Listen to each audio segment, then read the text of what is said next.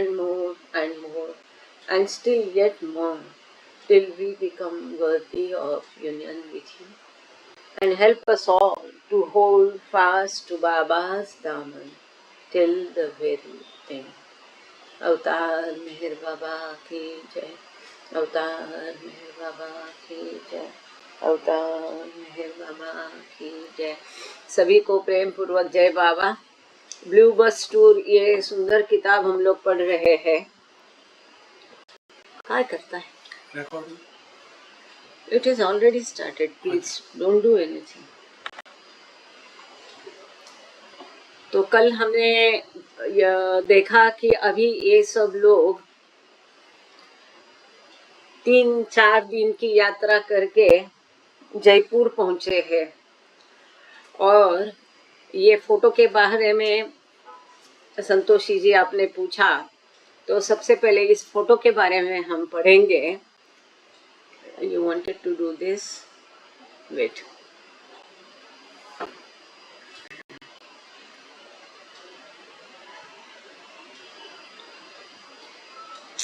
ले ले मुझे आना। तो ये फोटो है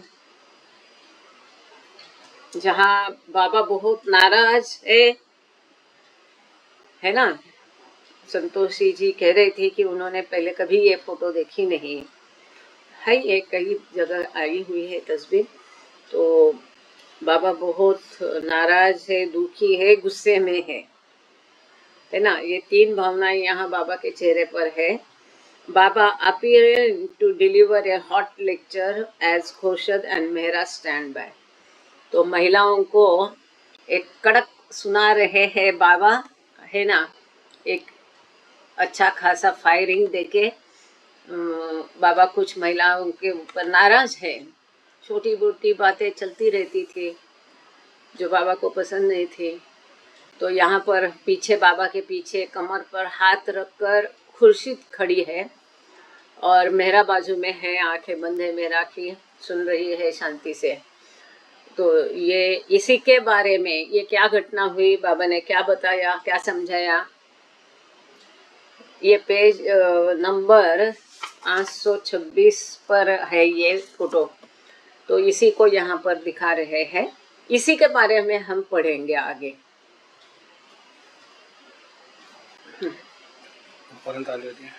यहाँ से स्टार्ट करना है। बैकग्राउंड का है, बैकग्राउंड मतलब हमने कल ये देखा कि बाबा और उनके सभी मंडलीजन जो दल है, उन्होंने अपनी एक स्पेशल लैंग्वेज, कोड लैंग्वेज तैयार की थी टेलीग्राम का खर्चा बचाने के लिए, टेलीग्राम के लिए। तो इसमें कई सारे शब्द जो है कैपिटल से शुरू होते थे, या पूरा यहाँ देखो तो पूरा कैपिटल में लिखा हुआ है। कल मैंने इसको मैं ब्लू बस टूर में अपलोड करूँगी। इसको आप स्क्रीन पर मुझे पिन अप करोगे तो आप इसको देख पाओगे। ये लेफ्ट में देखो पेज, पूरा एक एक शब्द कैपिटल में, हर वर्ड कैपिटल में लिखा हुआ है और उसमें कोई पंक्चुएशन मार्क नहीं है। तो इसको अंदाज़ा लगाना बहुत मुश्किल होता था कि क्या है, इंटरप्रेट करना, वो टेलीग्राम को समझना बड़ा मुश्किल होता था। और यहाँ पर बाबा ने वो कार और सब कुछ, ट्रेन से कैसे वो लोग वहाँ पर गए और वो अपने मुकाम पर पहुँच गए हैं। और मनी कहती है काफ़ी सारा मज़ा आया, बहुत ज़्यादा ठंड थी। आगे बढ़ते हैं। At Achnera Junction, the women went into the station restaurant for bread, butter and tea. They left Achnera without Elizabeth, who had to return to Mathura for a week, which Chanji had not arranged to be transferred to the new train. Okay, तो अछनेरा लिख लीजिए अपनी diary में। Achhnera station पर, वहाँ जो station में रहता है ना एक उनका कैंटीन है ना, तो वहाँ पर महिलाओं ने चाय, ब्रेड, बटर लिया और अछनेरा से वो निकल चुके। लेकिन उनके साथ अब एलिजाबेथ नहीं थी, क्योंकि एलिजाबेथ मथुरा गई वापस, क्योंकि जैसा तय हुआ था बिग कार को ट्रेन से ही भेजने के लिए बाबा ने कहा था। लेकिन चूंकि चांजी वो अरेंजमेंट नहीं कर पाया, तो एलिजाबेथ को फिर से वापस मथुरा जाना पड़ा। हाँ, एक फुट नोट है, पढ़ के आगे जाते हैं. Mani does not explain how Elizabeth got back to Mathura. By train. Presumably, she had to return by train. Nor does she mention the wig again. So it is not clear what happened after Elizabeth retrieved it at Mathura. तो यहाँ वो लिखते हैं कि ये clear नहीं है कि मथुरा एलिजाबेथ कैसी गई. तो ट्रेन से गई होगी. उसके बाद में बिग को क्या हुआ, बिग का वापस रेफरेंस नहीं है, तो बिग का क्या हुआ ये पता नहीं. She may have driven on to Jaipur since that was the group's next stop. Exactly तो वो सीधा वहां से जयपुर बिग गाड़ी को लेके गई होगी, क्योंकि आगे इसका रेफरेंस आया है, पढ़ेंगे हम. But it was a fairly long distance of nearly 150 miles for her to safely travel alone. हाँ, ये बात बहुत महत्वपूर्ण है. वो विदेशी महिला है. उस समय जीपीएस नहीं था, लोकेशन नहीं था. ऐसी स्थिति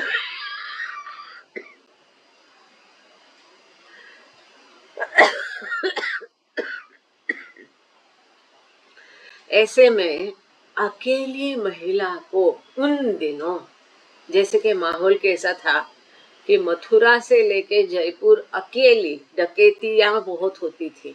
अकेली महिला को कार चला के लेके जाना 150 मील की दूरी वॉज नॉट अ जोक. लेकिन यही था, ये लोग किस प्रकार से बाबा से बेहद प्रेम करते थे, आज्ञाकारिता, डेडिकेशन और विश्वास, दुर्दम्य विश्वास बाबा पर. Back on the train, they reached Bandikui at 1 p.m. where they enjoyed a lunch of samosa and tea that Baba ordered to be brought to their bogie during a 2-hour halt there. तो वो लोग सब वापस train में चढ़ गए. कहाँ से? अछनैरा से. और वहां पर बंदीकुई नाम की जगह है. कौन सी जगह? यस, मैं ये बोलने वाली थी. Thank you. पता है, सभी टेलीग्राम हमेशा पूरा कैपिटल लेटर में होते थे, तो समझना बड़ा और भी मुश्किल होता था. राइट. थैंक यू देशपांडे भाऊ. तो यहाँ बंदीकुई नाम की जगह गूगल करके देखना चाहिए. उस जगह पर ये लोग 1 बजे पहुंचे और बाबा ने ऑर्डर किया कि उनकी बोगी में ही उनको खाना दिया जाए. क्या खाना था? समोसे और चाय. तो बोगी में ही उनको समोसा और चाय दिया गया. हाँ. They enjoyed. Okay, they enjoyed A lunch. Samosa और चाय का खाना उन्होंने एंजॉय किया. कुछ भी नहीं खाने को, तो जो है वही एंजॉय करेंगे. हाँ. Meanwhile, Chanji and Pendu had no luck. तो सॉरी, हाँ, यहाँ एक बात रह गई बताना कि वहां पर 2 घंटे रुकी थी गाड़ी, तो क्या करेंगे. हाँ, लेकिन उतरे नहीं, बोगी में ही बाबा ने ऑर्डर किया. Meanwhile, Chanji and Pendu had no luck of locating suitable accommodation in Jaipur, nor in Jodhpur, Udaipur or Bundi. ओ, तो जैसे हम हमेशा देखते हैं, जो कोई आगे जाता था, चाहे चांजी हो, जो भी हो, 90% उनको दिक्कतें आती थी कि बाबा की सभी कंडीशंस को मद्देनजर रखते जगह ढूंढने के लिए. तो उसी प्रकार यहाँ पर देखते हैं, चांजी और पेंडू को जैसी चाहिए यथा योग्य रहने की जगह ढूंढने में कोई यश नहीं मिला. जयपुर नहीं, जोधपुर, उदयपुर में और बूंदी में भी नहीं. मतलब 4 जगह पर इन्होंने ढूंढा, लेकिन चाहिए वैसी जगह. अब क्या बाबा की कंडीशंस होती थी कि जो जगह है ये ना शहर से ज्यादा दूर हो, ना शहर की भीड़ बस्ती में नजदीक हो. थोड़ी दूर है लेकिन ज्यादा दूर नहीं है, नहीं होना है. एकांत हो. जो जगह है वहां पर महिलाओं का एकांत का पूरा ध्यान रखा जाए. शांति एकदम होना चाहिए. बाहर के लोगों का आना जाना नहीं. कई सारा मतलब वहाँ बाबा के स्पेसिफिकेशंस हुआ करते थे. The men returned to Jaipur, where at long last they identified a large house on the edge of the city called Irani Kawaji Bagh. तो अंततः ये लोग फिर ओके, थैंक यू मेहर प्रसाद. बंदी कोई जंक्शन है बोल रहे हैं, तभी तो वहां पर 2 घंटे ट्रेन रुकी. लेकिन 2 घंटे में भी नीचे उतरने को अनुमति नहीं थी. बोगी में ही उनको खाना खिलाया गया. तो यथा योग्य जगह नहीं मिलने के कारण ये लोग वापस जयपुर आए. जयपुर में अंततः जयपुर के थोड़े से बाहर उनको एक बहुत बड़ा मकान मिल गया, जो कि ऑलमोस्ट शहर के बाहर, शहर के किनारे पर था। और उसको ईरानी कावास जी बाग इस नाम की जगह थी। उसका पता यहाँ दिया है, एड्रेस, अगर कोई जयपुर जाता है तो देख लीजिएगा। Located on Amber road, Amber fort है, हाँ, Amber road, Amber Road. It was the home of the राय बहार कावस बाला बख्शी जी। तो राय बहार कावस बाला बख्शी, जो देहरादून में भी बख्शी थे, तो ये भी बख्शी थे, इनका ये मकान था। एक्चुअली मैं गूगल में सर्च किया तो कई सारे महल और ऐसी जगह है, पर स्पेसिफिक अभी ढूंढ नहीं पा रहे, ऐसा उनका उत्तर आया। पर स्पेसिफिक अंबर रोड देंगे तो शायद हो सकता है। अंबर रोड तो अंबर फोर्ट है, उसका रोड क्या है? अच्छा, अंबर किला है, तो किले का तरफ जो रोड जाता है वहाँ अंबर रोड कहा जाता है। वहाँ बहुत बड़ी हवेली, हाँ वहाँ कई सारी हवेलियाँ है, नक्शीदार सुंदर सुंदर हवेलियाँ है। वो जो हमने देखी वही होगी फिर। राय बहादुर है तो फिर उसकी हमारे वो तीजी माई की थी, क्या था? हाँ चलो। At 5 p.m. on Thursday, December 26, 76 hours after leaving Ceylon Lodge in Calicut, Baba and his weary companion deboarded at Jaipur. Very मतलब थके हुए। हाँ, तो अंततः 26 दिसंबर को शाम को 5 बजे ये लोग जयपुर में पहुंच गए। अब सिलोन लॉज जो कालीकट में था, जहां वो रह रहे थे, उसको छोड़ के उनको 26 घंटे हो गए थे। 26 ने 72 दिसंबर। अच्छा, आई एम सॉरी, 76, 76 घंटे हो गए थे उनको यात्रा करते हुए। तो जाहिर है सारे फटे पुराने गंदे मैले और थके हुए सभी थे बाबा के कंपेनियन, और इस प्रकार से वो जयपुर पहुंचे। What a rush on station, Mani recorded. Got in buses and drove through the beautifully pink city to one of those fascinating Jaipurian houses outside the city with a beautiful tomb of saint in the compound. तो money कहते, बाप रे कितना भीड़ भाड़ भरा station. उस समय जयपुर बहुत भीड़ हुआ करती थी, तो बहुत ही भीड़ वाला स्टेशन था। और अंततः वो किसी तरह से बस में बैठ करके उस हवेली पर पहुंच गए। तो उस कहती है कि सुंदर नज़ारा था शहर का, पूरा शहर गुलाबी गुलाबी रंग का था, और इतने सुंदर सुंदर सुंदर मकान थे। तो उसमें से वो खास जयपुरी स्टाइल का सुंदर मकान में हम पहुंच गए। उसकी और एक उन्होंने ये दिया है लैंडमार्क कि इस घर के अंदर उसके कंपाउंड में एक संत का समाधि थी। जहाँ हम रुके थे वही होगा, वहां पर भी संत की होने। आगे चलो। Had hot dhansak followed by an even hotter lecture. तो गर्मा गर्म धनसाक मतलब क्या होता है ना, कई प्रकार की दालें एकत्र करके, उसमें कई सारी सब्जियां एकत्र करके खट्टा मीठा टेस्ट वाला एक दाल रहती है ईरानी पारसी लोगों की। तो वो दुख में भी इसको बनाते हैं और सुख में भी बनाते हैं। कोई त्योहार हो तो भी उनकी स्पेशल डिश धनसाक, कोई मर गया तो भी धनसाक ही बनाते हैं। ये एक स्पेशल खास बात है ना। यूजुअली ऐसा नहीं होता है, दुख का खाना अलग होता है, लेकिन इनका सुख का दुख का सेम खाना होता है, स्पेशल डिश। तो उसके बाद में वो कहती है गर्मा गर्म धनसाक खाया, और उसके बाद में बाबा से गर्मा गर्म लेक्चर सुना। मनी के वर्ड से। She later recorded that although the incident that had provoked the lecture was seemingly trivial, Baba was very annoyed and we had a hard one coming. It put her in mind of another memorable occasion when he had declared, "You can all go to the hell. I have strong mind to send you all way." All away, All away. Go to hell. कैसा लगता होगा ना, बाबा बोलते तो नहीं थे, पर जब बाबा इशारों से बोल रहे you all go to hell, तो मनी कहती है जिस कारण से ये जो मूड है ना बाबा का, यही लेक्चर का, यही प्रसंग है, उसी जगह का है ये। पीछे वो कमान थोड़ी सी दिख रही है, महलों जैसे वो बिल्डिंग थी। तो मनी कहती है जिस कारण से बाबा गुस्सा हो गए, वो वैसे देखने को जाए तो बहुत मामूली कारण था, नगण्य था, ऐसी कोई बड़ी बात नहीं थी। पर देखो बाबा भी इन लोगों जैसे थक गए हो गए, यात्रा 76 घंटे की यात्रा, और यहाँ का उनका काम का प्रेशर व्हाटएवर। तो बाबा बहुत गुस्सा हो गए, वो कहती है। और बहुत बहुत बाबा ने उनको अच्छा फायरिंग देके एक लेक्चर दिया।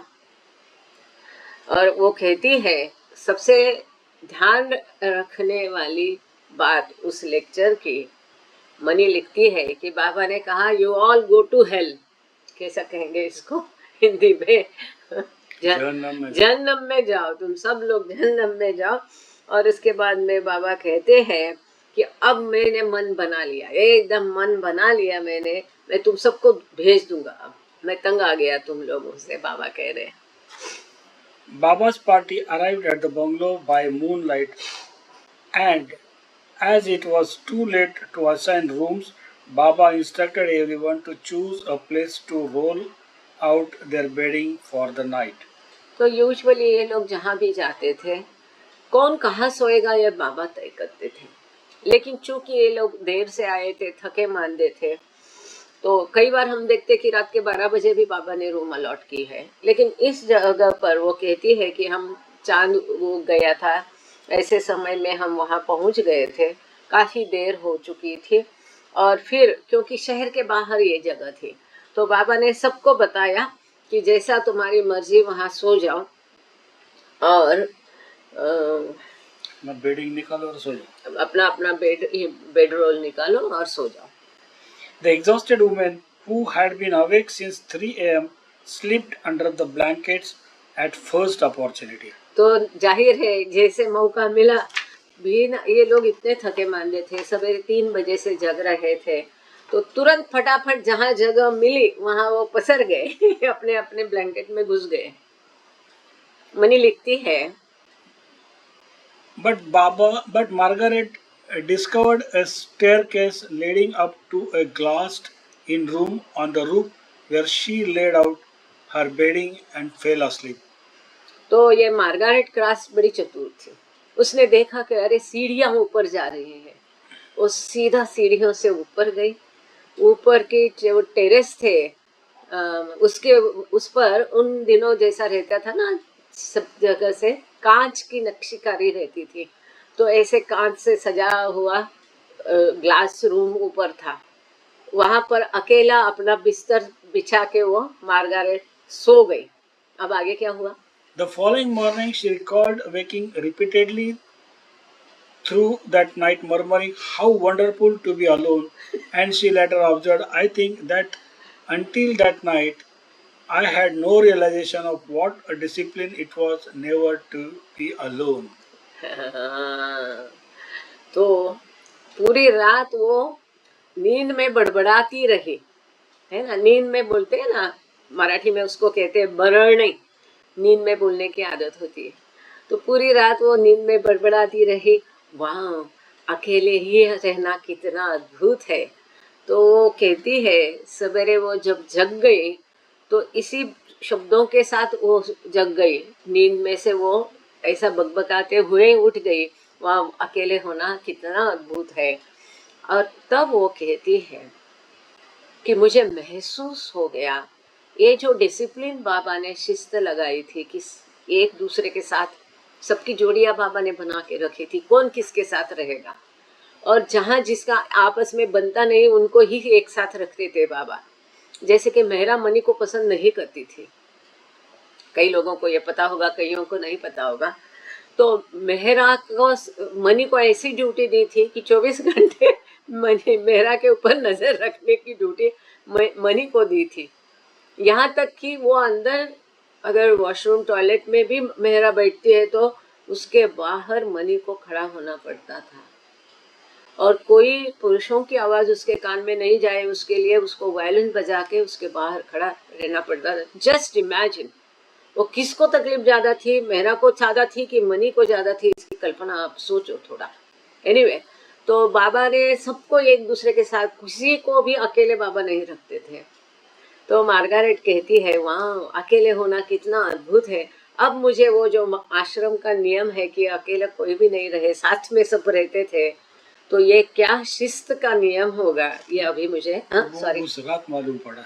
वो उस रात मुझे एहसास हो गया कि वो आश्रम का ऐसा नियम था कि इस लोभ जो है अटैचमेंट से भी वो आपको दूर रखता था। एक अकेले रहोगे तो आपसी जो भाईचारा कहाँ किसके साथ बटाओगे अपनी मनमानी मर्जी मनमौजी हो जाएगा आदमी। लेकिन एक दूसरे के साथ रहेंगे तब तो एडजस्टमेंट भाईचारा ये सब एक्सरसाइज आपको करने को आएगा, है ना। आजकल एमपीआर जाके हम बड़ी इसके कहते कि हमको सिंगल रूम दे दो, कई लोग हैं उनको सिंगल में डर लगता है। जैसे कि हमारी वो किशोर मिश्र की लड़की का नाम किशोर की लड़की वीणा, वीणा उसको डर लगता है। उसको एक बार रूम दी गई थी और अकेली थी, या मुझे दी गई थी और मैं अकेली थी, पता नहीं, ज्यादा भीड़ वाला मौसम नहीं था। तो वो बोली कि तुम मेरे रूम में आ जाओ ना, मुझे बहुत डर लगता है अकेले सोने को तो खैर ये इस प्रकार था कि उसको उस समय समझ में आ गया आश्रम का नियम, कोई अकेला नहीं रहेगा। The following morning, the women found themselves ensconced in a large bungalow inside a perfectly secluded, secure compound enclosed by high walls in a forested area where the city ended and the countryside began. तो कहाँ रुके थे ये रात को? तो उनको उस समय बिजली नहीं थी और उनको पहुंचते पहुंचते देर हो गई थी, तो अंधेरे में उनको पता नहीं था कैसा है। लेकिन दिन जो निकल आया तो सवेरे उनको पता चला कि वो कहाँ रुके हैं। तो जहाँ शहर खत्म होता है और जहाँ जंगल जैसा एरिया शुरू होता है, कंट्री साइड पूरा देहात जैसा एरिया है, वहां पर एकदम ऊंची ऊंची दीवार, उसका कंपाउंड वॉल था। ये घर के बगल में ऊंची ऊंची दीवार के बीच में ये महल जैसा घर, एकदम सेक्लूडेड, एकदम एकांत में ये था। परफेक्टली सेक्लूडेड बंगलो उसने कहा है उसको, एक बहुत बड़ा बंगलो था जिसकी कंपाउंड की दीवारें बहुत ऊंची ऊंची हाई वॉल्स थी और पूरा अगल बगल में जंगल था। ऐसे जगह पे उनको रुकाया गया था, क्योंकि जैसा हम जानते हैं कि जयपुर, राजपूताना, ये सब राजाओं का शहर था। उस समय में ऐसी ही सिस्टम थी, डकैतियां बहुत चलती थी, तो ऊंची ऊंची दीवारें कंपाउंड में हुआ करती थी। When Baba assigned the women their sleeping spaces, he placed Margaret, Irene, and Nadine in a room so small that at night their unrolled bedding literally covered the floor from wall to wall. तो इतना बड़ा bungalow है, जैसा हमने links में भी देखा और जगह में भी देखा। जगह बड़ी है, या हैदराबाद में वो महल उनको दिया था, फिर भी एक कोने में सब उन्होंने संभाल लिया। आपको याद है चांदी के बर्तन थे, लेकिन इन लोगों ने अपने एनामल के टीन के बर्तन में खाना खाया था, याद है वो? हाँ, तो इस प्रकार से अब यहाँ इतना बड़ा है वो। लेकिन अगले दिन जब बाबा ने सबको उनकी उनकी जगह अलॉट की कि किसने कहाँ सोना है, तो इन तीनों के लिए बाबा ने एक छोटी खोली दे दी। इरिन, मार्गारेट क्रास्क एंड तीसरी कौन है? नदीन एंड नदीन टॉल्स्टॉय। ये तीनों को मिलके, नदीन टॉल्स्टॉय वैसे थोड़ा हेप्टी, रशियन लोग जो है बहुत कद काठी में लंबे चौड़े रहते हैं। तो वो कहती है रूम इतनी छोटी थी, मार्गारेट क्रास्क जिसने अकेले सोने का अनुभव अगली रात लिया था, अगले दिन बाबा ने उसका बराबर कर दिया, हिसाब चुकता किया। तो रूम इतनी छोटी थी कि उन्होंने जब अपने बिस्तर फैलाए तो पूरी रूम भर गई। उधर मतलब 1 इंच भी खाली फ्लोरिंग खुला नहीं था कि जहाँ पर आप पैर रख सके, इतनी छोटी रूम थी। 3 लोग एक छोटी रूम में समा गए। Irene and Nadine were practicing silence, but Margaret was not. तो इसमें अब देखो, ये 3 लोग एक रूम में है। 3 में से 2 लोगों को आज्ञा, बाबा की आज्ञा से मौन रखे थे। वो कौन थे, कहाँ पर है वो, थोड़ा वो? Irene and Nadine. हाँ, इरिन और नदीन टॉल्स्टॉय जो है, ये दोनों का मौन था। एक रूम में 3 रूममेट है, 2 मौन है, एक ही बात करने वाली है। उसकी दशा क्या हुई, ये आगे मजेदार बात सुनते हैं। But Margaret was not. Baba had told the women that they were responsible for cleaning their own rooms, and it was arranged, Margaret recalled, that we should take turns in sweeping the floor of our room and keeping it tidy. The first morning, Irene did the chores, and afterwards, Nadine Fingers indignantly told me that Irene had finished by sweeping the dust under her Nadine's bedding roll. The next day, Irene came to me and spelled out the same story about Nadine. The third day, knowing that there could be no hope for any reputation as a sweeper, I swept the dust under their bedding rolls and later saw them together indignantly wagging their fingers about my sins. तो ये एक छोटी घटना मजेदार यहाँ Margaret cross बता रही है कि 2 लोग अगर उसके रूम में मौन है तो तीसरे की हालत क्या होती है। बाबा ने, आपको याद होगा, बाबा ने ये आज्ञा दी थी कि हर कोई अपने अपने कपड़े धोएगा, बर्तन धोएगा, अपनी अपनी जगह साफ करेंगे, झाड़ू लगाएंगे, पोछा लगाएंगे, जो भी है। तो अब इनकी जो छोटी रूम थी, तो इनको भी आपस में एक नंबर से अपनी अपनी रूम साफ करनी थी। तो पहले दिन इरिन ने अपनी रूम साफ की, मतलब सबके ऐसा नहीं कि मेरा मेरा, दूसरे के भी बेडरूम हटा के उसके नीचे से भी सफाई करना है, झाड़ू लगाना है। ये करने के बाद फिर ये नदीन इशारों से उसको बता रही है मार्गारेट को कि इरिन ने सब रूम साफ कर ली। अगले दिन नदीन टॉल्स्टॉय ने रूम साफ की और फिर इरिन और नदीन दोनों मिलके इशारों से उसको बता रहे, देखो रूम साफ हो गई, झाड़ू लगा लिया है सबके यहाँ से। तो मार्गारेट क्रास कहती है कि मैं साफ सफाई में बिल्कुल बेकार, मुझे वो काम कुछ लोगों को नहीं जमता है। हाँ, बिल्कुल अच्छा काम करते नहीं है साफ सफाई का। अगर झाड़ू लगाएंगे ना, तो झाड़ू नहीं लगाए तो अच्छा है, दूसरी रूम का सारा कचरा लाके अपने रूम में डाल देते हैं कुछ लोग। जैसे देखा, आप देख रहे हैं मैं कैसा इशारा कर रही है। कोई नहीं देखा लगता है। एनीवे, तुम बच गए। तो वो मार्गारेट कास कहती है कि मैं झाड़ू में बिल्कुल ही बेकार थी। तो फिर भी तीसरा दिन फिर मेरा कोई बचने का चांस नहीं था। मैंने जब झाड़ू लगाया पूरा और इनके बिस्तरों से नीचे भी, तो जाहिर है इसने गंदा झाड़ू लगाया होगा, साफ नहीं किया होगा। तो ये दोनों जो है, इरिन और नदीन टॉल्स्टॉय, इतने जोर जोर से ईशा, क्योंकि मौन थे, बात नहीं कर सकते, लेकिन अपनी हरकतों से आदमी बाज नहीं आता है। मौन होने के बावजूद वो इशारों में बड़ी नाराजगी से, गुस्से में सारे दिखा, देखो यहाँ पर कचरा है, देखो वहां पर है, ये देखो आंखों से दिख रहा है, तो गंदी कैसे सफाई की। ये आपस में ये इशारों से बात कर रहे थे, है ना। I swept the dust under their bedding rolls and later saw them together indignantly wagging their fingers about my sins. अच्छा, मैं एक छोटा सा ऑप्शन छूट गई, सॉरी। यहाँ लिखा है कि इसने, मार्गारेट ने क्या किया, जे सारा धूल कचरा वो दोनों के बेडरोल के नीचे दबा दिया। हटाने के बदले, जो कि अगले दिन दोनों ने बताया, देखो ये बेडरोल के नीचे से भी लिया है करके, तो इसने क्या है, सारा कचरा उन दोनों के बेडरोल के नीचे दबा दिया। तो इसके लिए वो दोनों फिर इशारों से बता रहे थे कि देखो इसने क्या किया करके।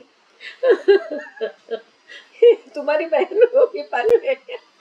Dawkins recorded in his diary that Baba had divulged to him that all avatars are rascals, including himself. ओ, सारी मजेदार बातें आज डॉन्किन अपनी डायरी में लिखते हैं कि बाबा ने उनको एक सीक्रेट बताया।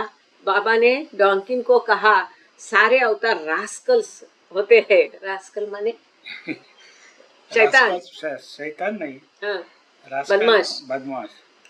तो डॉन्किन कहते हैं बाबा ने डॉन्किन को बताया सभी अवतार बदमाश होते हैं, इंक्लूडिंग हिमसेल्फ। वो स्वयं भी, वो खुद के बाबा स्वयं के बारे में भी बोल रहे हैं, मेरे साथ सभी अवतार जो है बदमाश है। Consequently, his orders sometimes created unexpected moments of humor, as when one of the young local girls hired as a maid mistook Aaron's order of silence and use of gesture as sign that she was either ill or mute. अच्छा, तो ये हुआ यूं, क्यों बाबा ने ऐसा कहा उसकी कहानी यहाँ दी है कि इन लोगों ने एक लोकल जो लड़की है उसको सर्वेंट करके, नौकर करके वहाँ हायर किया था।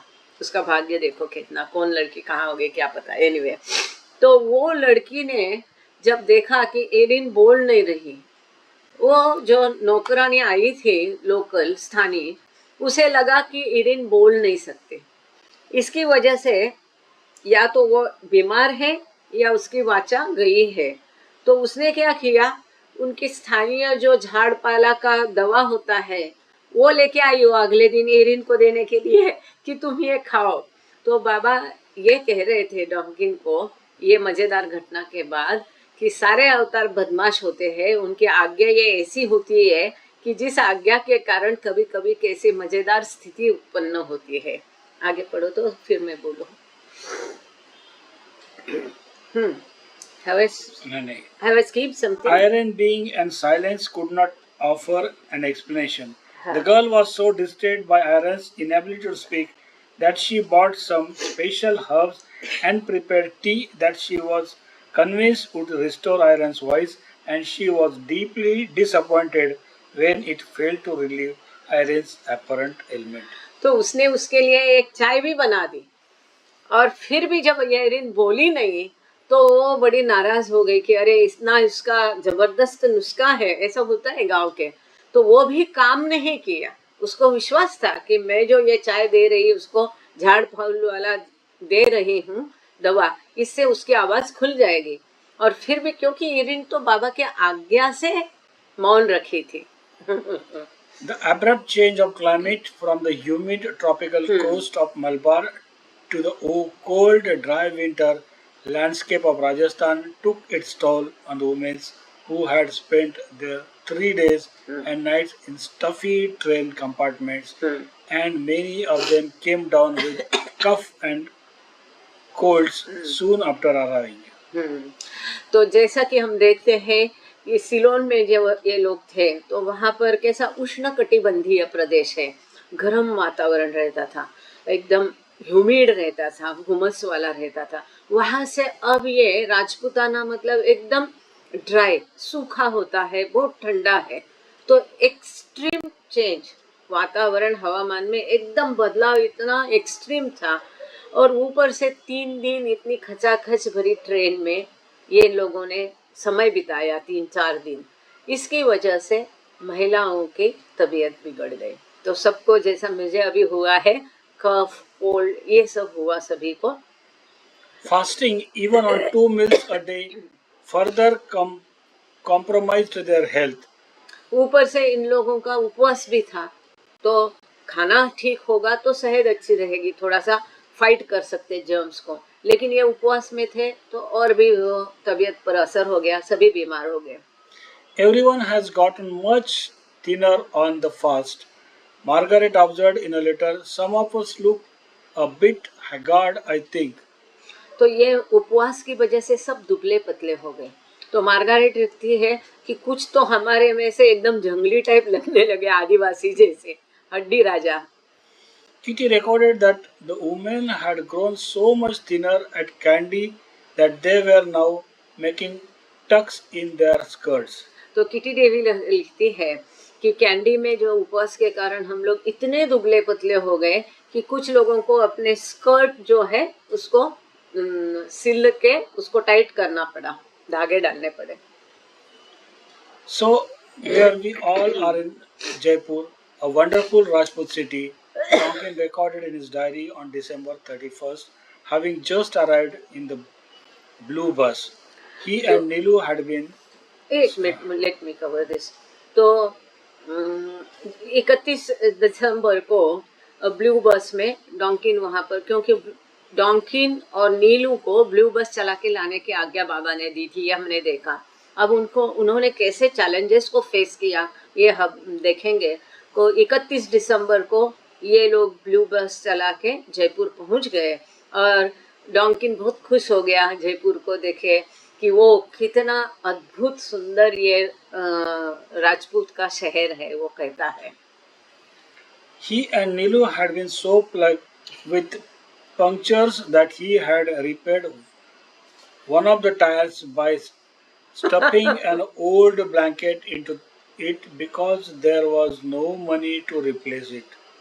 And And in any case, he needed Baba's permission to do so. कितना अद्भुत है ये, और कितना प्रैक्टिकल ये लोग होते थे, इसका ये एक अद्भुत ये एग्जाम्पल है कि इतनी परेशानी उनको ब्लू बस में हुई। आगे हम देखेंगे अनगिनत परेशानियां, कि इतना बार टायर उसका पंक्चर हो गया। अब उनके पास टायर का पंक्चर को ठीक करने के लिए उस समय में वो बेलेडन प्लास्टर जैसा पट्टी आता है ना, ऐसा पट्टी को गर्म करके चिपका देने से टेम्पररी रिलीफ होता था। वो कर कर के भी टायर अब ऐसे बुरी तरह से फट चुका था कि उसको रिप्लेस करने के अलावा, नया टायर डालने के अलावा कुछ भी नहीं हो सकता था। लेकिन नया टायर डालेंगे कैसा? बाबा तो वहां नहीं है, बाबा की अनुमति बिना नया टायर डाल नहीं सकते। यह बाबा की आज्ञा थी कि कोई भी खर्चा करने के पहले किस हद तक वो बाबा की आज्ञा का पालन किया, इसका यह सुंदर उदाहरण है। कोई दूसरा होता, वो हमारे जैसे उनकी जगह होता तो क्या कहते, अरे नहीं बाबा ने बोला बस लेके आओ, अब टायर नहीं है तो टायर खर्चा किया है ना, और बाबा को बता दिया कि नहीं आपको अभी ये संभव नहीं था। लेकिन डॉन्किन है, उन्होंने क्या किया होगा आप कल्पना भी नहीं कर सकते। वो टायर में उसने ब्लैंकेट फंसा दिया। क्या किया? टायर में ब्लैंकेट लगा के उसने गाड़ी चलाई। सोच। They had to maintain a creeping pace until they reached the next town and could have the tire patched. तो वो नई दूसरा शहर जब तक आता है, जाहिर है ब्लैंकेट से सुड़ी गाड़ी चलेगी, कितनी चलेगी, कितनी तेजी चलेगी। तो उनको बहुत टाइम लगा। जब अगला शहर आया तब जाके वो पैच, उन्होंने फिर भी उसको पैच वर्क किया वो टायर को। More alarmingly, still 100 miles from Indore, Donkin recorded both back wheels on one side came off on the road and the car fell onto its brake drum on that side. Luckily got wheels on okay again and no serious damage done. अब इंदौर से वो 100 मील की दूरी पर हो गए। फिर दूसरा मिसहैप हो गया, दुर्घटना। क्या हुई कि बस के एक साइड के पीछे के 2 पहिए है निकल करके बाहर आ गए। रहता ना जैसा ज्वाइंट पहिया रहता है, एक के साथ एक 2 पहिए रहते हैं, ऐसे थे ब्लू बस में। जैसे ट्रक में आपने देखा होगा चक्का जो रहता है ना, पहिया, टायर, तो एक के साथ एक 2 रहते हैं। तो ये दोनों के दोनों निकल करके बाहर आ गए। अद्भुत बात इसकी ये है कि दोनों बाहर आए तो दोनों एक डायरेक्शन में होना चाहिए ना। एक पहिया उस डायरेक्शन में कहीं दूर जाके गिरा और दूसरा पहिया ऑपोजिट, बिल्कुल विरुद्ध डायरेक्शन में आके गिरा। जो हाँ जी, नेक्स्ट टू इम्पॉसिबल है। अगर जब तक कोई जानबूझ के वो खींच के नहीं करता तब तक ऐसी स्थिति नहीं होती। और जाहिर है बस अपने एक साइड पे पूरी लुढ़क गई। इसके बाद भी वो कहता है कोई सीरियस गंभीर कुछ भी हो सकता था, लेकिन कोई गंभीर दुखापत उसमें हुई नहीं है। और इस प्रकार से ये घटना हो गई। रोड पर गाड़ी एक तरफ में झुक गई, मतलब एक साइड में ही गिर गई वो। But Chanji's account of the incident describes a much more trying experience than Donkin cared to admit. डॉन्किन Manmohan जी एकदम धाड़सी आदमी था। कितनी भी बड़ी घटना हो वो ऐसा चुटपुट के हल्के में लेके हल्के में ही लेता था, हल्के में ही बताता था। लेकिन जिस घटना को इतना हल्के में लिया है डॉन्किन ने, उस घटना को चांजी अपनी डायरी में विस्तार से बता रहे हैं। अब चांजी के शब्द सुनेंगे। Donkin and Nilu felt the bus suddenly bump and slid with heavy load on a road between two hills. तो दो पहाड़ियों के बीच में ये घटना हुई और डॉक्टर नीलू कहते हैं कि अचानक उनको ऐसा लगा कि स्पीड ब्रेकर का बम्प रहता है ना, ऐसा गाड़ी एकदम उछल गई है और एक तरफ में झुक गई। उछल करके जाहिर है दोनों पहिए निकल आएंगे, तो गाड़ी ने जंप किया और एक तरफ गाड़ी झुक गई। They were most fortunate to be able to stop the car instantaneously and for a moment both looked aghast to find the double rear wheels on one side missing. तो ये घटना इतनी हो सकती थी दुर्घटना, क्योंकि दो पहाड़ियों के बीच में भर रास्ते में हुआ तो खाई में गिर सकते थे, तो इसलिए वो दोनों एकदम आघास मतलब डर के एक दूसरे को देख रहे थे कि क्या हो गया। तो देखा है तो पीछे के पहिए नहीं है, क्योंकि गाड़ी जंप करके एक साइड में ऐसी पलट गई ना। अब जाके देखते हैं तो दोनों पहिए गायब है। With its heavy load resting on one axle, तो इतना भारी सामान था, ये सामान के साथ, अच्छा हुआ सामान नहीं तितर बितर हो गया, एक साइड में गाड़ी लुढ़क गई थी। It was a passing pedestrian who pointed out the two different directions in which the two wheels had rolled off. देखो एक दूरी पर गाड़ी थी, जाने वाले आदमी ने उनको दिखाया कि दो पहिए दो डिफरेंट विरुद्ध जगह पर गिरे हुए, वो चलने वाले आदमी ने उनको दिखाया। तो हाँ एग्जैक्टली परफेक्टली आपने साइन दिया, वहीं आगे दिखा है। How could this 2 point wheels roll off in opposite direction and both on a higher level of the hillside unless flung by some considerable force? देखो पहिया निकल गया तो नीचे अगर स्लोप में जाके गिरता है तो समझ सकते हैं।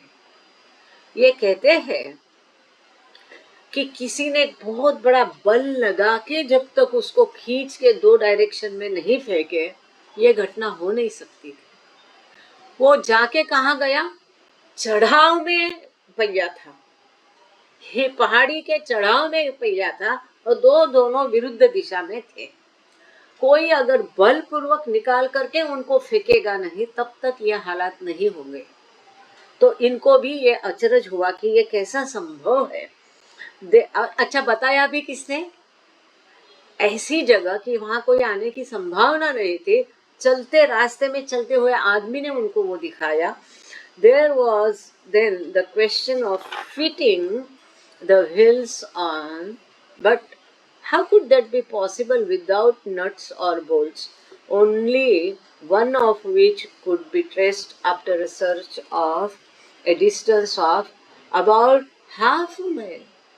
और ये दोनों पहियों को लेकर के फिट करना जरूरी था, लेकिन ये तब तक कैसा संभव था जब तक उसके नट और बोल्ट दोनों मिले नहीं। आधी मील की दूरी वो चल के दूर गए, तब जाके केवल एक नट बोल्ट उनको मिला, दूसरा मिला ही नहीं। आगे In spite of the feeling of desperation with fatigue and the day's hard and continued driving, with no food except a cup of tea since morning, and with no proper implements, the spirit of the endurance and faith in the master worked what can rightly be termed a miracle. देखा, सुन रहे, किन हालातों से ये लोग गुजरते थे और हम लोग कहाँ हैं। उनके अदम्य विश्वास जो अपने मास्टर पर था, गुरु पर था, मतलब बाबा पर था, और किसी भी हालत में उनकी आज्ञा का पालन और डेडिकेशन तो था। इसका ये सुंदर, ये चमत्कार, चमत्कार ही कह सकते हैं। ये सुंदर हकीकत इसका बयां करती है कि पूरे दिन में उन्होंने कुछ भी खाया नहीं था। इतना प्रवास दिन भर वो चला रहे थे, गाड़ी थक गए थे। पहले ही ब्लैंकेट डाल के गाड़ी को चलाया था। खाने को कुछ नहीं, केवल 1 कप चाय उन्होंने पी थी। और इतना दिन भर का उनका प्रवास था, इसके बावजूद कुछ भी साधन नहीं थे योग्य, इसके बावजूद उन्होंने बस चला के लाई थी। और ये चमत्कार के अलावा इसे कुछ नहीं कह सकते। ऐसा चमत्कार जो कि अपने प्रियतम पर जो अदम्य विश्वास था उसके कारण घटित हुआ था। The miracle transpired when Donkin and Nilu were risked by the arrival of a rescued, by the arrival of a man who happened to be driving by. इसे चमत्कार इसलिए कह सकते हैं क्योंकि इन दोनों को मदद की। वहां पर एक आदमी आया जो कोई व्हीकल चला रहा होगा, चमत्कारिक रीत्या। He stopped to loan them his jack and tools to secure the tires temporarily, and then followed the bus as it crept the remaining 100 miles to Indore, where he took Donkin and Nilu to a garage. कोई करेगा आजकल के जमाने में? एक तो ऐसा वीरान जगह है, वहां पर कोई अपनी गाड़ी लेकर के आता है, इनकी मदद करता है, और उसने उनको अपना जो रहता है ना, जैक मतलब ऐसा इंस्ट्रूमेंट होता है, इसको गाड़ी के नीचे लगा के गाड़ी ऊपर की जा सकती है और नीचे घुस करके कुछ काम किया जा सकता है, पहिया निकाला जा सकता है, लगाया जा सकता है। आजकल तो कार के साथ ही जैक आते हैं टेम्पररी छोटे। तो वो आदमी रुका इनके मदद के लिए, उसने अपने सारे औजार उनको दिए। इनके पास औजार भी नहीं थे, जैक भी दिया और शायद टायर्स भी दिए to secure the tires temporarily. तो तात्कालिक रूप से टायर को जगह पर लगाने के लिए उसने सारे अपने औजार दिए, जाग दिए। इतना ही करके वो रुका नहीं, 100 मील की दूरी तक वो उनके पीछे पीछे चला और उनको 100 मील के बाद में इंदौर में गराज में लेके गया। वो अपना चला जा सकता था वहां पर, and where he took doctor Donkin and Nilu to a garage, उनके साथ जाके गराज में लेके गया।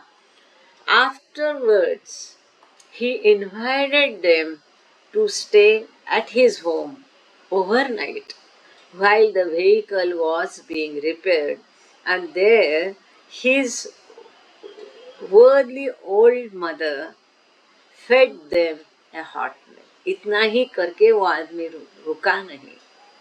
तो गराज में गाड़ी डालने के बाद ये पेडिस्ट्रियन था, राहगीर था, 100 मील वैसे ही इनके पीछे पीछे धीरे से आया और वो गराज में गाड़ी डालने के बाद अपने घर उनको लेके गया कि जब तक गाड़ी ठीक होती है तो मेरे घर चलो, वहां पर विश्राम करो।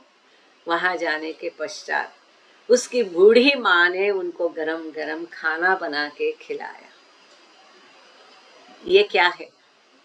ये मास्टर ही है जो उनकी मदद कर रहा था एक भेस में, और वो व्यक्ति और उसकी बूढ़ी माँ को ये सेवा का देखो इनडायरेक्टली अप्रत्यक्ष अवसर मिला। प्रत्यक्ष अवतार की लोगों की सेवा मतलब अवतार की सेवा करने का। Back on the road the next morning, the bus was plagued with one problem after another. दूसरे दिन फिर गाड़ी रास्ते पर आई गैराज से उसको ठीक करने के बाद ये चल पड़े, लेकिन रास्ते पे एक के पीछे एक कुछ ना कुछ दुर्घटना वो बस के साथ होती रही।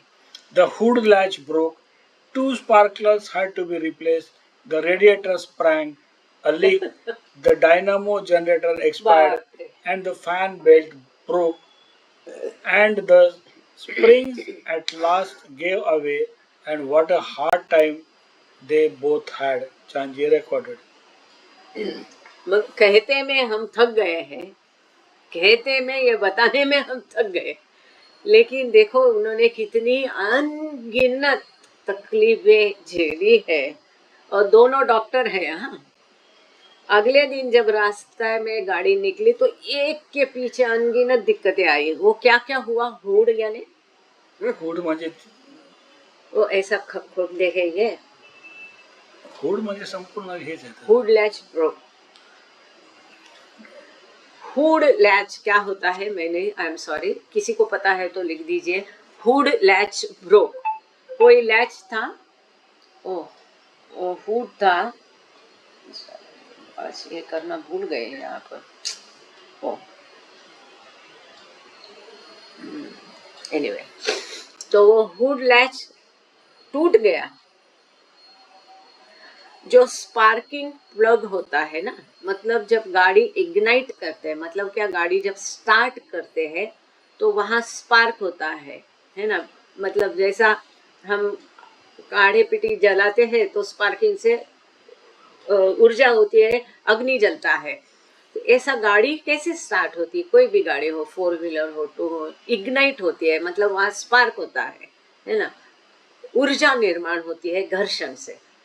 ये काम करने वाला जो प्लग होता है, स्पार्क प्लग, जिसके कारण गाड़ी स्टार्ट होती है, वो बदलना पड़ा, वो खराब हो गया।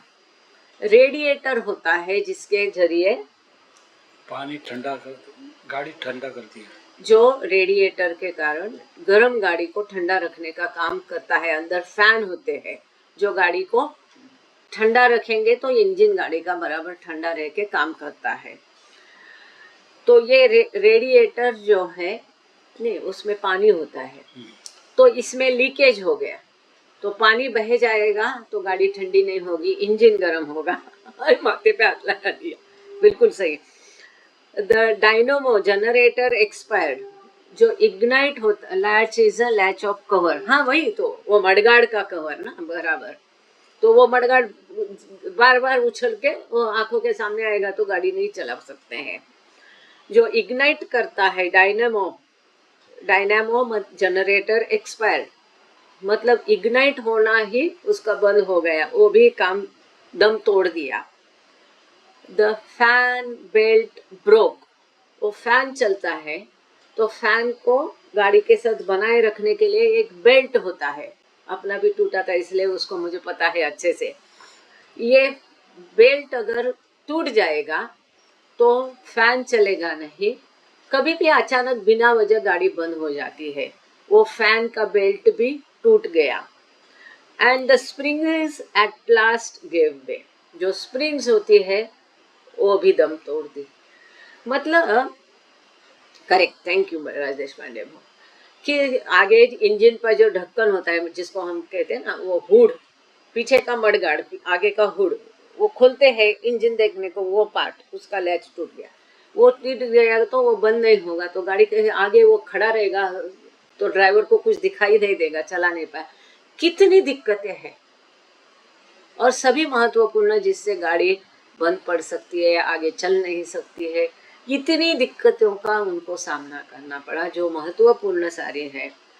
And what a hard time they both had. Naturally अगर खाली बेल्ट भी टूटता है तो कितना मुश्किल होती है, यहाँ बेल्ट भी टूट गया, स्पार्कर प्लग भी चले गए, इग्नाइट भी चला गया, हुड लैच भी टूट गया, फैन भी गया, कितना है।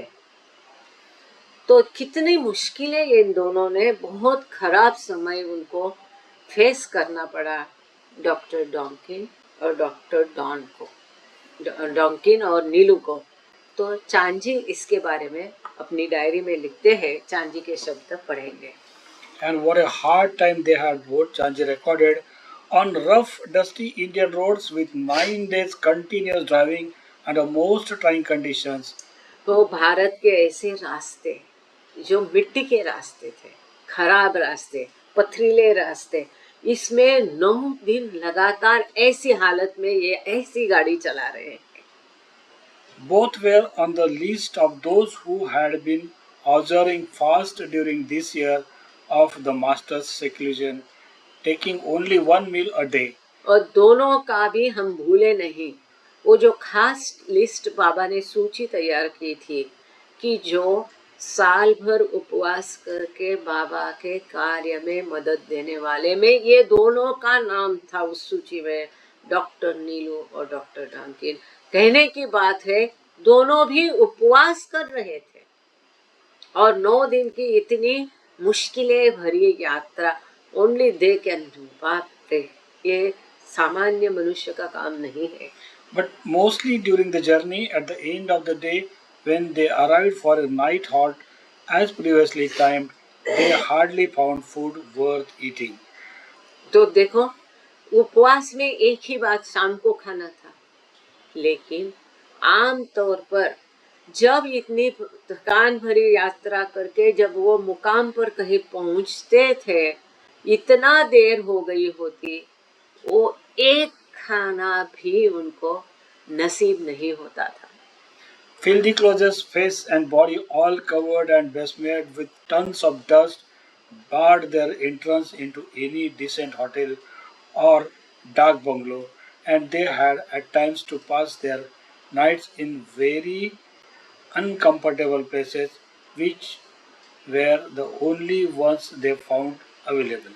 अच्छा, कहीं रात को अच्छे से आराम करे, मुकाम करे, लेकिन इस 9 दिन की यात्रा में उतने कपड़े उनके गंदे हो गए थे, चेहरे इतने खराब हो गए थे, पूरे धूल से उनकी बदन को धूल ने लिपटा लिया था, और tons of dust, tons, kilo में नहीं, इतनी धूल, उनके गंदगी उनके शरीर पर, चेहरे पर, बदन पर, कपड़ों पर थी कि टन्स ऑफ डस्ट। जाहिर है उस समय के रास्ते पूरे मिट्टी और धूल भरे, ये छोड़ा आप गए होगे तो उसको थोड़ा नजर के सामने लाना। ऐसे रास्तों में 9 दिन वो प्रवास कर रहे हैं, तो उनका ये अवतार देख करके कोई भी डिसेंट जगह उनको प्रवेश ही नहीं देते थे, ना होटल में, ना डाक बंगलों में, कोई अच्छी जगह जाकर वो आराम नहीं कर पाए उनके इस अवतार के कारण। डॉक्टर होने के बावजूद वो अवमानित होना पड़ा, वो फिर अलग से। इसके कारण जो जगह मिली, चाहे वो गंदी जगह, धर्मशाला, रास्ते पर उनको रातें गुजारनी पड़ी, खाने को कुछ नहीं। ऐसे हालत में उन्होंने वो बस चला के लाई। सो रियली इट्स ना, कोई नर्म दिल वाले का ये काम ही नहीं है। On the same day that he arrived in Jaipur, Donkin received his marching orders. देखो इतना करके जैसे वो जयपुर में आए, तुरंत डॉक्टर डॉन्किन को बाबा ने अगली आज्ञा दे के उसको भेज दिया। देखो, really next to impossible. Military orders. Marching orders, अच्छा, मिलिट्री से ऑर्डर मिल गई। Okay. Despite Baba's promise that he could accommodate the group as far as Quetta, he was required to report to active duty in Pune on March 1st. तो उसको military से order आ गई डॉन्किन को। हालांकि बाबा ने उसको एश्योर किया था क्वेटा तक वो बाबा के साथ, ये ग्रुप के साथ रह सकता है। बाबा के साथ रहना, इतना एक ही लालच इनको होता था और कुछ भी नहीं चाहते थे ये लोग। और बाबा ने कहा था कि 1 मार्च तक तुम रह सकते हैं, सॉरी क्वेटा तक वो ग्रुप के साथ रह सकते हैं, लेकिन जैसा हम जानते हैं कि युद्ध चल रहा था, वो ब्रिटिश था, ब्रिटिश का नियम अलग है, मन चाहे तो ही फौज में दाखिल होना, ये भारतीयों के लिए है, बाकी विश्व के देशों में ये नहीं है। खास करके ये वेस्टर्न कंट्री और यूरोप कंट्री में कंपलसरी सबको युद्ध में जाना पड़ता है। तो ये ही वॉज सपोज जो एज उनका है, अब जैसा हम देख रहे हैं रशिया और कौन सा कंट्री वो दूसरा ऑपोजिट किसके पर हमला कर रहा है रशिया अभी, वो रशिया, अरे यूक्रेन। तो यूक्रेन में उम्र भी देखी नहीं अभी उन्होंने, 60 हो 65 हो कंपलसरी सबको युद्ध में जाना है, सभी मर्दों को कंपलसरी युद्ध में भेजते हैं। तो यहाँ तो डॉक्टर डॉन्किन यंग थे और he was suppose to go in the war for front to fight. तो अब तक तो बाबा ने डॉक्टर डॉन्किन को बचा लिया था, किसी तरह से उसके ऑर्डर नहीं आई थी। लेकिन जैसे ये जयपुर डॉक्टर डॉन्किन पहुंचा, जयपुर में उसकी ऑर्डर आ गई कि 1 मार्च को उसको पूना में अपनी ड्यूटी ज्वाइन करनी है। Donkin was stoic in the face of impending separation, writing, Baba says I am to go this time, so at least this calling a business has borne fruit. Baba seems pleased about it. So for me, a new phase will shortly be beginning, where it will lead us. Suppose only Baba knows. तो डॉन्किन जाहिर है बहुत उदास हो गए, क्योंकि अब बाबा से उनको सेपरेट होना था, दूर होना था। इसलिए वो कहते हैं, बाबा वो डॉन्किन लिखते हैं, डॉन्किन के शब्द हम पढ़ रहे हैं, Baba says I am to go this time. तो बाबा ने डॉन्किन को बताया इस बार तुमको जाना पड़ेगा। So at last this calling of business has born fruit. तो वो कहता है कि ये कब आएगा कब आएगा, ये एक बार हो गया है और इस बारे में ऐसा लगता है कि बाबा खुश है। तो मेरे लिए डॉन्किन लिखते हैं कि जल्द ही अब एक नया अध्याय शुरू हो जाएगा और ये कहाँ ले जाएगा मुझे, ओनली बाबा नोस। इसके बारे में केवल बाबा ही जानते हैं। मैंने देखो इतनी उसकी कच्ची उम्र है डॉन्किन की, पाश्चात्य है, और फिर भी इतने कम समय में वो कितने अच्छे से बाबा को, बाबा के तौर तरीकों को समझ रहा था, स्वीकृत कर रहा था। कितना उसका प्रेम था, दृढ़ मतलब इतनी दृढ़ आस्था थी, विश्वास था बाबा पर, और हर बाबा ही करते हैं, बाबा ही। ये कितना कौन से अजब मिट्टी का ये आदमी बना था कि उमर बाबा के साथ गुजारने के बाद भी कई बाबा के शिष्यों को जो नहीं आया था, ये डॉन्किन इतना कम उम्र का यंग था, उसके बावजूद इतनी उसकी सुलझी समझ थी, अंडरस्टैंडिंग जो है उसका स्पिरिचुअल कितना एडवांस होगा। Baba had promised the women that he would be engaged with must work in Jaipur, and Irani Kawashi Bagh bungalow would serve as base camp throughout his 3-month halt. तो बाबा ने महिलाओं को बता दिया था कि अब जयपुर में वो मस्त कार्य में बिजी रहेंगे, और ये सब कैंप, बेस कैंप कौन सा रहेगा स्थान उनका, ईरानी कावासजी बाग बंगलो, यहीं से सभी गतिविधियां चलेगी आगे के 3 महीने। Money recorded that he told them on the 30th of December, Elizabeth will have to be busy driving the car to bring the mast, naming 2 good ones, Chutten Baba and Buddha Baba, and one on the mountain, naked, very advanced, but adding, most advanced is our Chatti Baba. Chatti Baba is super. तो यहाँ पर एक अद्भुत चीज आपने note की,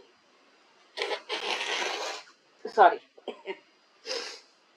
I was avoiding but there is no way out. I am so sorry. तो मणिमाई लिखती है यहाँ अद्भुत नोट ये है, इस बार मस्तों को लाने के लिए बाबा ने एक महिला को भेज दिया था, और ये महिला none other than Elizabeth. Elizabeth को बाबा ने कार लेकर के 2 मस्तों को लेके आने के लिए कहा और बाबा ने उनके लिए कहा कि एक जो है अच्छा है, उसका नाम चुट्टेन बाबा है, CHUTEN, चुट्टन या चुट्टेन बाबा। दूसरा बुद्ध बाबा है। एक पहाड़ी पर, माउंटेन पर नंगा रहता है और बहुत ही प्रगत है, एडवांस्ड है। लेकिन बाबा कहते हैं इससे एडवांस और प्रगत हमारा चट्टी बाबा है। चट्टी बाबा सबसे बेहतर है, सुपर्ब है। तो 30 दिसंबर को ये बाबा ने महिलाओं को बताया, ऐसा मनी ने अपनी डायरी में लिखा हुआ है। He sits on the stone, leaves the mattress aside. चट्टी बाबा पत्थर पर बैठता है और अपना बहुत ठंडी जगह है, जो गद्दा है वो बाजू में निकाल के रख देता है। और उसके बारे में आगे बाबा लिख रहे हैं, today he is so happy, sings, laughs, talks English correctly. When a peacock came, he said, he मतलब चट्टी बाबा के बारे में बाबा ये जानकारी दे रहे हैं। All right sir, go away, you rascal. तो ये छट्टी बाबा मस्त इंग्लिश भी बोल लेता था और वो भी सही इंग्लिश बोलता था। क्यों ना बोले, मद्रासी है ना, मद्रास के सभी लोग, उनकी मद्रासी एक्सेंट रहती है, जैसे कि मेरा भी है। इंग्लिश का प्रोनाउंसिएशन करीब करीब इस प्रकार का ही है, समझ सकते हैं आप लोग। तो बाबा उसके बारे में कहते हैं कि आज चट्टी बाबा बहुत खुश है, गा रहा है, हंस रहा है और करेक्ट इंग्लिश बोलता है। जब मोर को आते हुए छट्टी बाबा ने देखा तो छट्टी बाबा मोर को कह रहा था, all right sir, go away. वो मोर को छट्टी बाबा बोलता है, सर जाओ आप, यू रास्कल, यू बदमाश। ऐसा छट्टी बाबा वो मोर को कह रहा है। On January 3, Baba sent Pendu to look for a new contacts in Jodhpur, about 200 miles to the southwest. He returned 2 days later. Full stop है तो रुक जाओ। तो 3 जनवरी को बाबा ने पेंडू को और नए मस्त लाने के लिए जोधपुर को भेजा, जो कि दक्षिण पश्चिम की तरफ, जयपुर से दक्षिण पश्चिम दिशा आती है। 200 मील की दूरी पर मस्तों को लाने के लिए बाबा ने पेंडू को भेजा। एक सेंटेंस बोलो। He returned 2 days later to report his findings, and on January 6, after a 10 days respite, Baba set out for Jodhpur accompanied by Eraj and Gustaji to spend 3 nights in a dark bungalow. बोल दो In a dark हाँ, हिंदी में बोल in दो। a dark- अरे तो ऐसा पढ़ो कि समझ में आए क्या पढ़ रहे हैं, फिर से पढ़ना पड़ेगा। तो जो पेंडू को भेजा था वो 2 दिन बाद वापस आया और क्या उसने खोजा वो बताने के लिए 6 जनवरी को 10 दिन के बाद में बाबा फिर से स्वयं जोधपुर निकले। साथ में बाबा ने गुस्ताद जी और एरज को ले लिया साथ में, और 3 रात उन्होंने डाक बंगलो में गुजारी। तो कौन सा डाक बंगलो है था ये? जोधपुर का हो सकता है। जोधपुर का डाक बंगलो में 3 रातें बाबा और गुस्ताद जी ने गुजारी, क्योंकि पहले पायलट विजिट किसने की थी? बाबा ने पेंडू को भेजा था ढूंढने के लिए।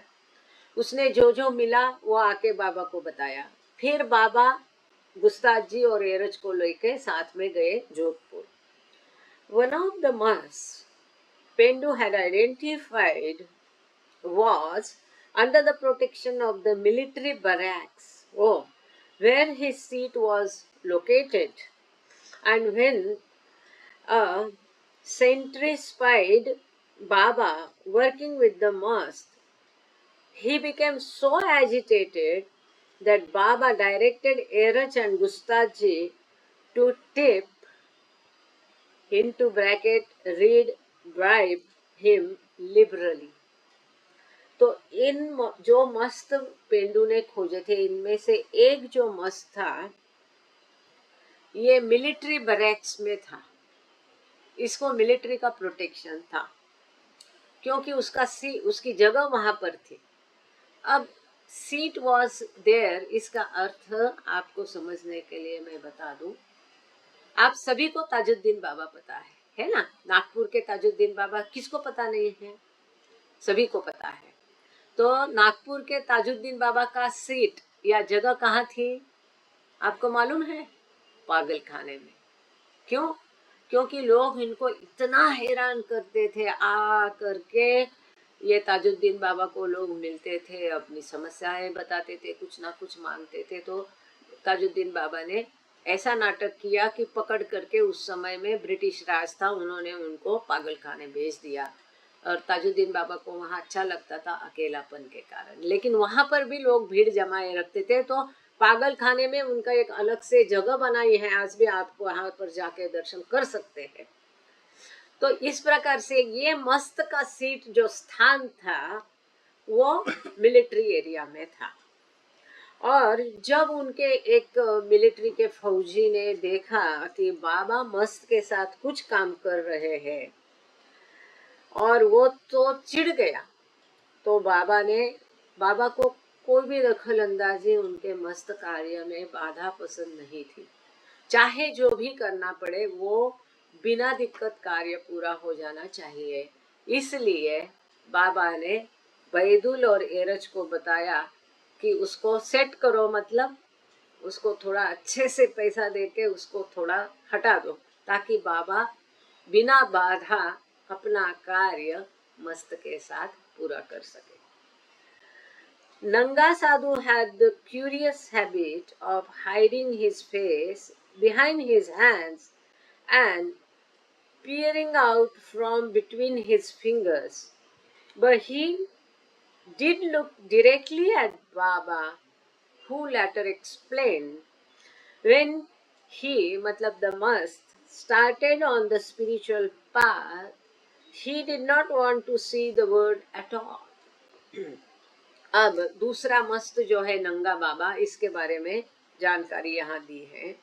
ये जो नंगा बाबा था, उसको आदत थी इस प्रकार से अपना चेहरा ढकने की। आप लोग स्क्रीन पर मुझे देखिए, इस प्रकार से अपना चेहरा वो ढक लेता था। और ये दो उंगलियों के बीच की जो जगह है, इसमें से वो देखता था।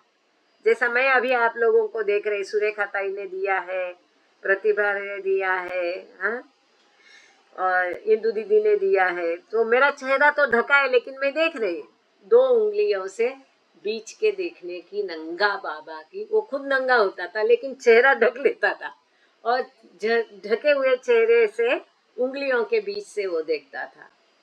उसके बारे में बाबा ने कहा कि जब उसका आध्यात्मिक पथ पर प्रवेश हो गया नंगा बाबा का, तब वो नहीं चाहता था दुनिया को देखना, बिल्कुल नहीं चाहता था। इसलिए वो ऐसे आदत उसे लग गई थी चेहरा ढकने की। इसका स्पष्टीकरण बाबा ने दिया है। लेकिन जब बाबा गए तो उसने चेहरे पर हाथ नहीं रखा, प्लीज नोट इट, और उसने बाबा को सीधा देखा। So he covered his face with his hands. Now, from habit, he still does the same thing.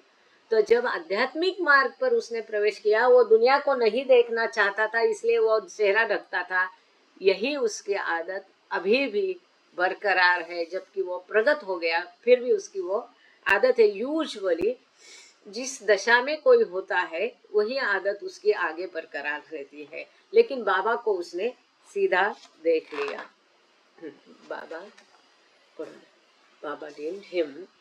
Baba deemed him very advanced, contacting him at least 3 times and ordering Erach and Gustaji to bow down during the first and last contacts. तो बाबा ने कहा कि वो बहुत प्रगत था, और बाबा ने उसको 3 बार संपर्क किया, और गुस्ताद जी और एरज को बाबा ने बताया कि जब पहली दफा मिले तब उसका पैर छूने के लिए, बो डाउन मतलब उसको पैर छूने के लिए बाबा ने एरज और गुस्ताद जी से कहा। और जब कांटेक्ट संपर्क खत्म हो गया, अच्छा चालू है क्या उधर? नहीं ना, तो पड़ोस वाले को होगा, एक बार देख लो व्यास को। गड़बड़, सॉरी। नहीं नहीं, ये सब्जी का बास है, बाजू वाले खाना बना रहे हैं। Anyway thank you. पढ़ लेते तो अच्छा होता था। एनीवे, तो तीन बार उससे संपर्क किया वो मस के साथ। उसमें से 2 बार शुरू किए और आखिरी बार में बाबा ने एरज और गुस्ताद जी को बताया कि उसके पद स्पर्श करें। बाबा also contacted yet another female must called Mastani Mai and met with her on several occasions. और एक संपर्क बाबा ने किया, वो महिला मस्त थी, उसका नाम मस्तानी माई था और उससे बाबा ने कई बार संपर्क किया। This time he ordered Eruch and Gustad ji. ये मस्तानी माई का संबंध जो है, ये हमने पिछले बार भी देखा था, आपको याद होगा। तो इस बार जब बाबा ने मस्तानी माई को संपर्क किया तो बाबा ने एरज को और गुस्ताद जी को आज्ञा दी कि वे उसके पैर छुए। प्रत्येक भेंट के पश्चात एरज और गुस्ताद जी मस्तानी माई के पग छुए, ये बाबा ने आज्ञा उनको दी। Her seat was a government veranda where she was fed daily by what was then the princely state of Jodhpur, now a part of Rajasthan. अब जो राजस्थान का हिस्सा है जोधपुर, उस समय जोधपुर संस्थान था, राजा का राज था। तो उस समय में ये सरकारी जो इमारत थी उसके बरामदे में वो मस्तानी में बैठती थी और इसको रोज खाना प्रोवाइड किया, वहाँ पर सप्लाई किया जाता था वो संस्थान की तरफ से।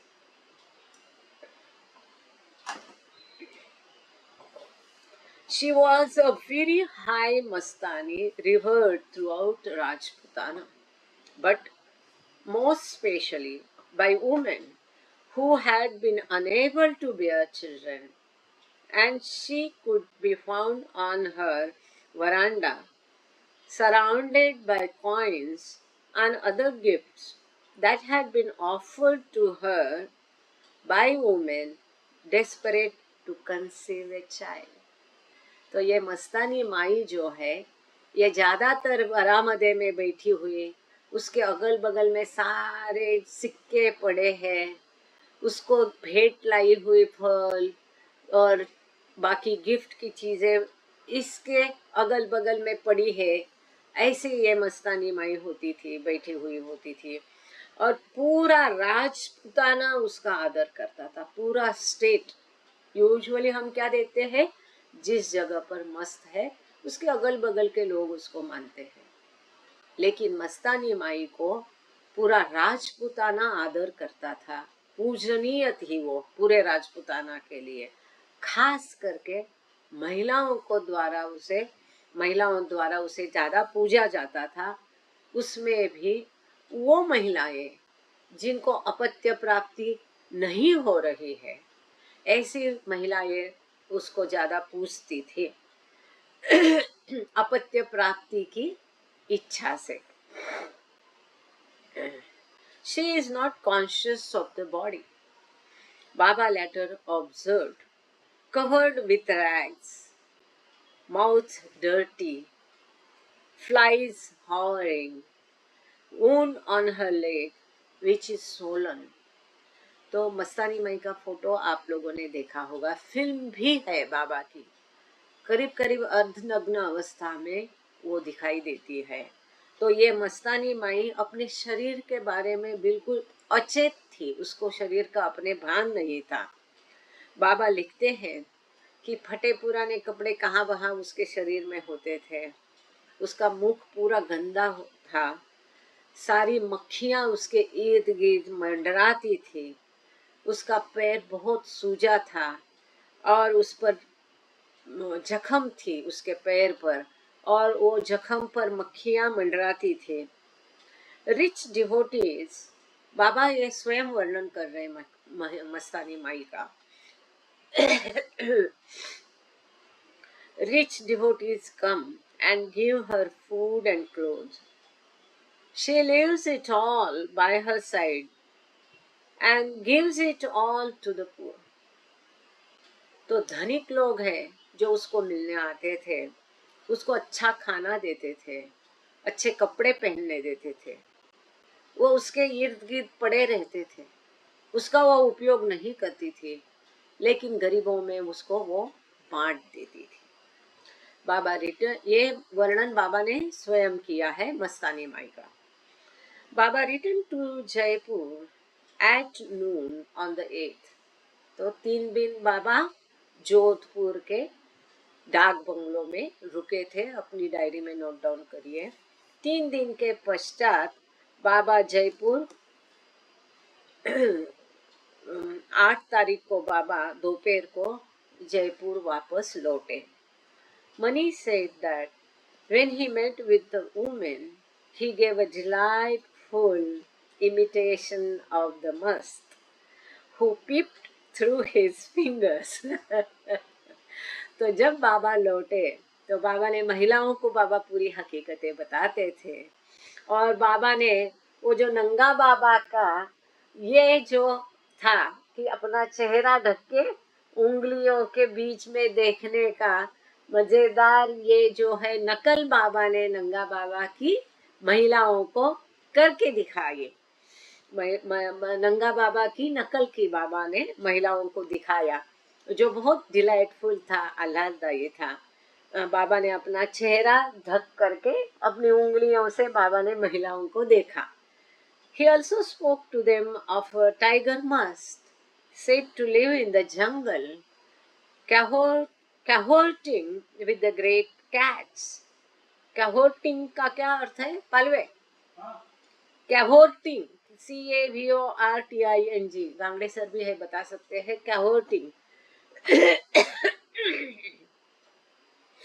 तो बाबा ने उनको महिलाओं को टाइगर मस्त नाम के मस्त के बारे में भी बताया, जो जंगल में रहता था और कैहोटिंग विथ ग्रेट कैट्स, बड़ी बड़ी बिल्लियां उसके इर्द गिर्द हो गए। I don't know, I am sorry, मैंने ये पढ़ के नहीं रखा था। कैहोटिंग का मीनिंग मैं नहीं जानती हूँ, सुषमा जी देख करके बता दीजिए। कैहोटिंग, CAVORTING,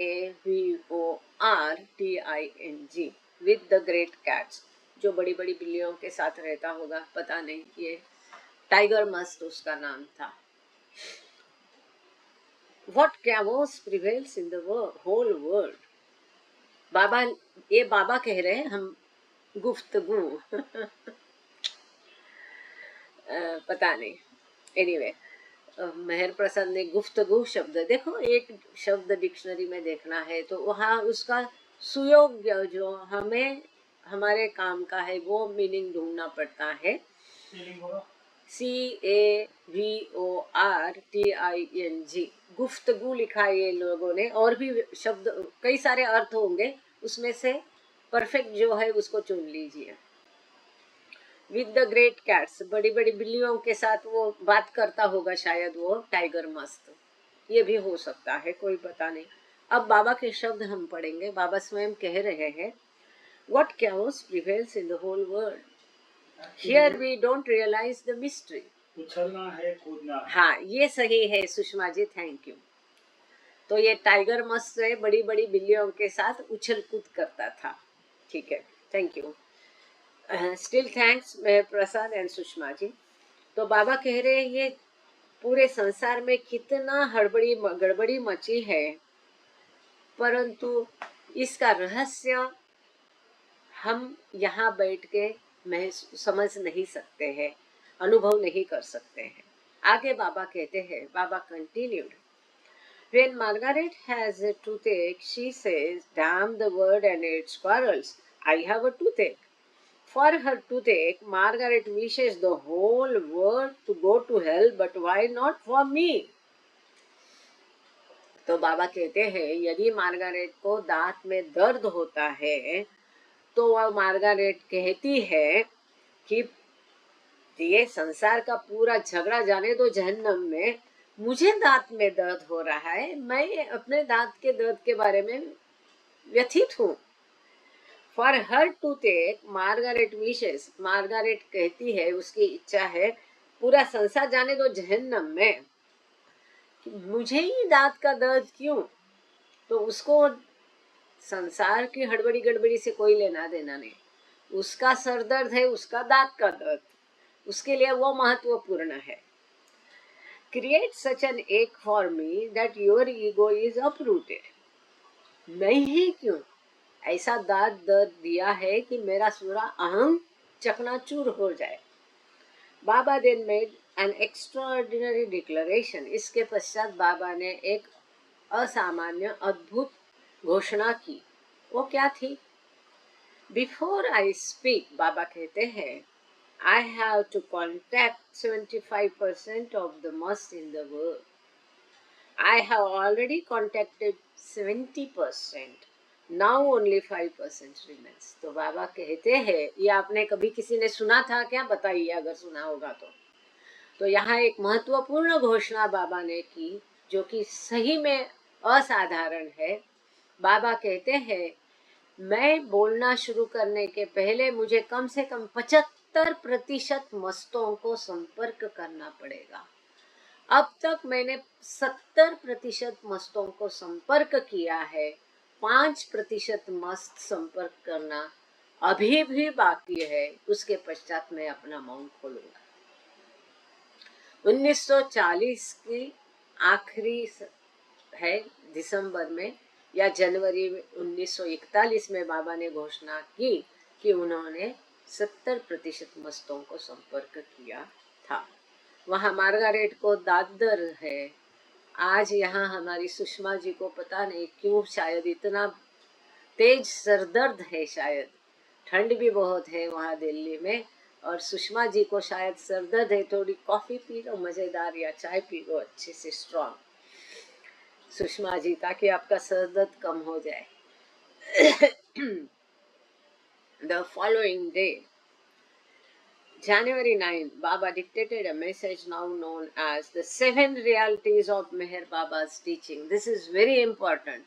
अगले दिन 9 जनवरी 1941 को जयपुर से बाबा ने 7 सत्यता, 7 रियलिटीज, ये जो बाबा का प्रसिद्ध मैसेज है, ये बाबा ने डिक्टेट किया जयपुर से। Please note it down. तीसरी ब्लू बस टूर के दौरान 9 जनवरी 1941 को जयपुर से बाबा ने 7 रियलिटी, जो हर सेंटर में आजकल हम देखते हैं 7 रंग के लिखे हुए होते हैं, सफरीज वगैरह वगैरह, ये मैसेज बाबा ने 9 जनवरी 1941 को जयपुर से दिया। He ordered Donkin to record the message and write it out in good English. बाबा ने डॉन्किन को आज्ञा दी कि अच्छे से इस मैसेज को लिख के अच्छे इंग्लिश में उसको लिख देना। Donkin called the communication a propaganda push, adding that Baba had about 1 million copies in all languages. तो डॉन्किन ने उसको एक प्रचार का माध्यम समझ करके बाबा ने उसको कहा था कि इसको सभी भाषाओं में भाषांतरित करे और उसके पम्पलेट कई सारे बना के लोगों में वितरित करे। The मंडली were instructed to distribute the message to priests, imams and other religious leaders as well as to gurus and so-called spiritual masters. तो बाबा ने मंडली को आज्ञा दी थी कि इसको सभी भाषा में प्रसिद्ध करके सभी भटजी, इमाम, पुजारी, सभी धर्मों के सभी नेता, लीडर को, सभी गुरु को और सो कॉल्ड तथाकथित सभी आध्यात्मिक गुरुओं को इस मैसेज को वितरित किया जाए, उनको सभी को इसको दिया जाए। Copies were also sent to lovers in the west, पश्चिमी जगत में भी इसकी कॉपीज भेजी गई थी। Thank you Baba, thank you all of you. Avatar Meher Baba की जय। हम यहाँ रुकते हैं। Time for prayers. आज सुषमा जी प्रेयर करेंगे सरदर्द होने के बावजूद। सुषमा जी, आप तैयार हैं? प्रेयर करिए, कर दीजिए, इंग्लिश हिंदी कोई भी, सर दर्द निकल जाएगा। चलो स्टार्ट। अवतार मेहर बाबा की जय। मैं खोल देती हूँ माइक। जय बाबा, शुरू करें। हाँ, सुषमा जी, जय Baba. Thank you all, thank you Baba.